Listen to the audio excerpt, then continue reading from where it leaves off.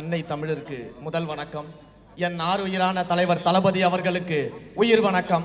எங்களை எல்லாம் வழிநடத்தி கொண்டிருக்கக்கூடிய பேரன்பிற்குரிய பொதுச் செயலாளர் அண்ணன் என் ஆனந்த் அவர்களுக்கு நன்றி கலந்த வணக்கத்தோடு இந்த மேடையில் வீட்டிருக்கக்கூடிய அண்ணன் ஆதவ் அர்ஜுனா அவர்களுக்கும், அண்ணன் செங்கோட்டையன் அவர்களுக்கும், அண்ணன் ஜேசிடி பிரபாகரன் அவர்களுக்கும், அண்ணன் பாபு அவர்களுக்கும், மேலும் இந்த மேடையில் அலங்கரித்துக் கொண்டிருக்கக்கூடிய அனைத்து கழகத்தின் மூர்த்த முன்னோடிகளுக்கும் என்னுடைய வணக்கத்தை தெரிவித்துக் கொள்கிறேன். யார் பேராவது விட்டுருந்தா தயவு செஞ்சு மன்னிச்சிருங்க, நேர குறைவு. அதனால் இந்த 2026 தேர்தல் என்பது ஒரு சாதாரணமான தேர்தல் கிடையாது அப்படிங்கிறத நம்ம பல இடத்துல பதிவு பண்ணிக்கிட்டு இருக்கிறோம்.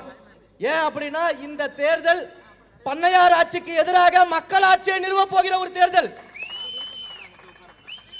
இந்த தேர்தல் ஒரு குடும்ப ஆட்சியை ஒழித்துவிட்டு தமிழ்நாட்டையே குடும்பமாக எண்ணக்கூடிய தமிழக வெற்றி கழகத்தை ஆட்சியில் அமர வைக்கக்கூடிய ஒரு தேர்தல்.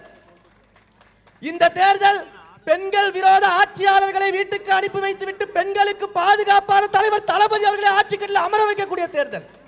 அப்படிப்பட்ட இந்த தேர்தலில் இந்த எழும்பூர் சட்டமன்ற தொகுதியில் நம்முடைய இந்த கூட்டத்தில் பங்கேற்பது பெரும் மகிழ்ச்சி. அதிலும் இந்த கூட்டத்திற்கு என்னை பேச அழைப்பு கொடுத்த என்னுடைய பேரன்பிற்குரிய அண்ணன் திரு ராஜ்மோகன் அவர்களுக்கு உங்கள் அனைவரின் சார்பாக என்னுடைய மனமார்ந்த நன்றியை நான் தெரிவித்துக் கொள்கிறேன். ஏன்னா எல்லா இடங்களையும் நம்ம திமுகவை பத்தி பேசிக்கிட்டு இருக்கோம். இன்னொன்னு, திமுகவை பத்தி பேசுறதுலயே ஸ்பெஷலிஸ்ட் நம்ம அண்ணன் ஆதவ் அர்ஜுனா அவர்கள் தான். அண்ணன் இருக்கும்போது அதை பத்தி எல்லாம் பேசாம இந்த மேடையை பயன்படுத்தி என்னுடைய அண்ணன் திரு ராஜ்மோகன் அவர்களை பற்றி மட்டும் ஒரு சில வார்த்தைகளை சொல்லி நான் விடைபெற்றுக் கொள்கிறேன். ரொம்ப எளிமையான ஒரு மனிதர், ரொம்ப எளிமையான ஒரு மனிதர். எவ்வளவு எளிமையான ஒரு மனிதர்னா நைட்டு 2 மணிக்கு நீங்க போன் பண்ணா கூட எடுத்து பேசுவாப்புல. அப்படிப்பட்ட எளிமையான ஒரு மனிதர். இப்படிப்பட்ட ஒரு மனிதரை நாம் பார்ப்பது அப்படிங்கிறது ரொம்ப மிக சிறப்பான ஒரு விஷயம். அதிலும் நம்முடைய மக்கள், அதுவும் குறிப்பாக இந்த எழும்பூர் தொகுதி மக்கள் எவ்வளவு தூரம் சிறப்பு வாய்ந்தவர்கள் என்றால், உங்களோடு ஒரு அண்ணனாக, உங்களோடு ஒரு தம்பியாக, உங்கள் வீட்டு பிள்ளையாக, உங்களுக்காக தன்னுடைய உரிமை குரலை எழுப்பக்கூடிய ஒரு மனிதராக அண்ணன் ராஜ்மோகன் அவர்கள் என்றும் இருப்பார். அதில் எந்த விதமான சந்தேகமும் கிடையாது. எனக்கு அண்ணனை நினைக்கும் போதெல்லாம் ஒரு காட்சி தான் ஞாபகத்துக்கு வரும். எல்லாரும் இந்த வானத்தை போல படம் பார்த்துருப்பீங்க. அதுல பிரபுதேவா பேசுவாப்புல. எல்லாரும் என்னென்னவோ பெருமையா பேசுறாங்க, ஆனா அந்த பெருமைகள்லாம் காரணம் எங்க அண்ணன் தான் அப்படி. யாராவது கொஞ்சம் வானத்தை போல பிஜிஎம் இருந்தா எடிட் பண்ணி போட்டு விட்டுருங்கப்பா பின்னாடி. அப்படி ஒரு பாசக்கார மனிதர். எனக்கு முதல்ல எந்த பிரச்சனை வந்தாலும் அண்ணனுக்கு தான் போன் அடிப்பேன். அதை விட ஒரு சில விஷயங்கள், சில நாட்கள்லாம் ரொம்ப சோர்வா என்னடா பண்றதுன்னு தெரியாம அப்படியே சோர்வுல இருக்கும் பொழுது உடனே அண்ணனுக்கு போன் அடிப்பேன். அண்ணா எனக்கு கொஞ்சம் மோட்டிவேஷன் பண்ணனே அப்படின்னு. தம்பி இதோ 2 நிமிஷம் இருடா வரேன் அப்படின்னு சொல்லிட்டு 20 நிமிஷம் மோட்டிவேஷன் கொடுப்பாரு. சிரிக்கிறதுக்காக சொல்ல, இன்னொன்னு சிந்திக்கணும். எத்தனை பள்ளிகள்ல, எத்தனை கல்லூரிகள்ல, எத்தனை இளைய சமுதாயத்திற்கு தன்னுடைய மோட்டிவேஷனல் ஸ்பீச்சால அவர்கள் தடம் மாறாமல், வழி மாறாமல் சரியான பாதையில் செல்வதற்கு ஒரு வழிகாட்டியாக அண்ணன் திகழ்ந்திருக்கிறார்.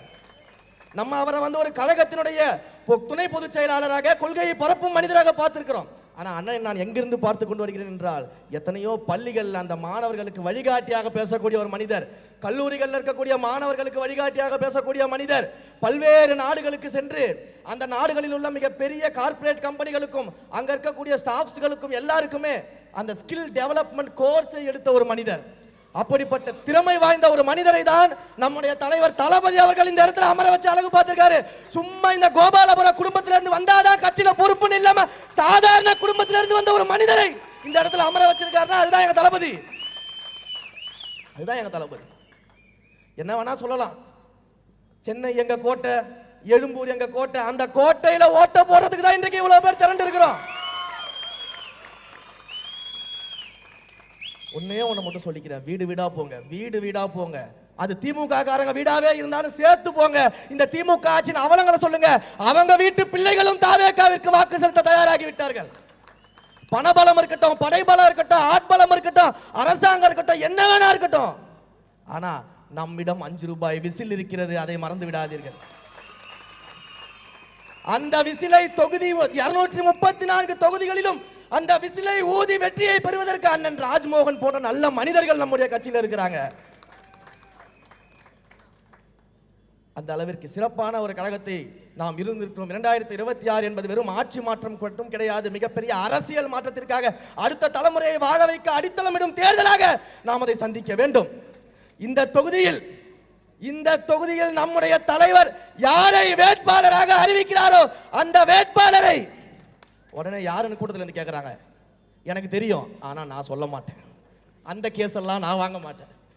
அதனால நம்முடைய தொகுதியில் தலைவர் யாரை வேட்பாளராக நிறுத்துகிறாரோ அவர் யாராவது இருக்கலாம், உங்களுக்கு எல்லாம் பிடித்தமான நபராக இருக்கலாம், உங்களோடு பழகி கொண்டிருக்கக்கூடிய நபராக இருக்கலாம், எளிமையானவராக இருக்கலாம், இளைஞர்களுக்கு வழிகாட்டியாக இருக்கலாம், மாணவர்களுக்கு வழிகாட்டியாக இருக்கலாம், எங்களை போன்ற பேச்சாளர்களுக்கும் வழிகாட்டியாக இருக்கலாம். அப்படிப்பட்ட ஒரு வேட்பாளரை நம்முடைய தலைவர் நிறுத்தலாம். இது எல்லாத்துக்கும் மேல ஒரே ஒரு குறிப்பு சொல்லிடுறேன். ஒரே வார்த்தையால திமுகவை நடுங்க வைப்பதாக கூட இருக்கலாம், அந்த ஒரு வார்த்தை இடியாப்பமாக கூட இருக்கலாம். அதனால இந்த தொகுதிக்கு திமுகவிற்கு இடியாப்பம் போடக்கூடிய ஒரு வேட்பாளரை தலைவர் நிச்சயம் அறிவிப்பார். அந்த வேட்பாளரை மாபெரும் வெற்றி பெற செய்து சட்டமன்ற தொகுதிக்கு அனுப்ப வேண்டியது உங்களுடைய பொறுப்பு. உங்களுக்கு தேவையான அனைத்தையும் உங்கள் வீட்டு வாசலில் கொண்டு வந்து சேர்ப்பது நம்முடைய வேட்பாளர், வெற்றி வேட்பாளரின் பொறுப்பு என்பதை மட்டும் தெரிவித்துக் கொண்டு விடைபெறுகிறேன். நன்றி, வணக்கம்.